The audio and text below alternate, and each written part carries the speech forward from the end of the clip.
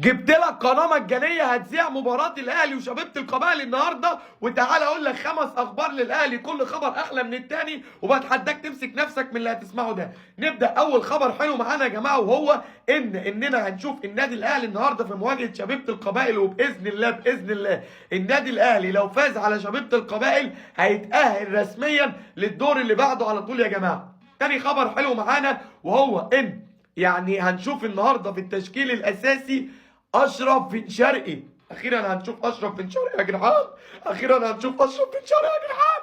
ثالث خبر حلو معانا يا جماعه وهو ان تشكيل النادي الاهلي النهارده هيكون في حراسه المرمى مصطفى شوبير، امامه 2 مدافعين، ياسر ابراهيم جنبه ياسين مرعي، ناحيه اليمين محمد هاني، ناحيه الشمال احمد نبيل كوكا، في نص الملعب اليو ديانج وجنبه مروان عطيه، امامهم ثالث محمد علي بن رمضان. على اليمين هيلعب اشرف بن شرقي، وعوده اشرف بن شرقي بالنسبه لي عوده قويه جدا وعوده مؤثره جدا، علشان اشرف بن شرقي والله العظيم يا جدعان المحترف الوحيد اللي معانا بيلعب كره جميله جدا وعنده حلول 1 على 1، بس لاعبه في مركزه.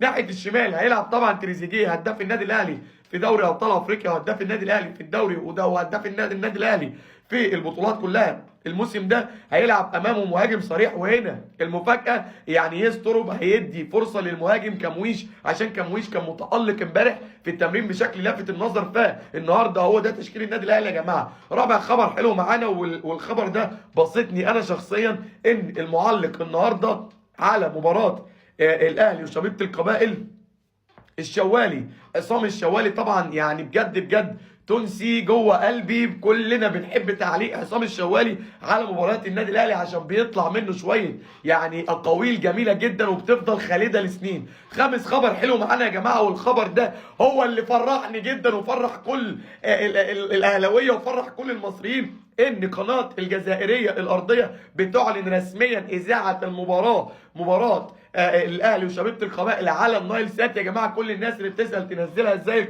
القناه ترددها 1186 افقي، تقدر تنزلها على النايل سات بنفسك، او تقدر تخلي حد بتاع دش ينزلها لك. والنهارده المباراه الساعه 9 يا جماعه، كل الناس يقولوا في الكومنتات هتتفرج على الجزائريه الارضيه ولا هتتفرج على بين سبورت بتعليق عصام الشوالي. كل الناس يقولوا في الكومنتات يا جماعه.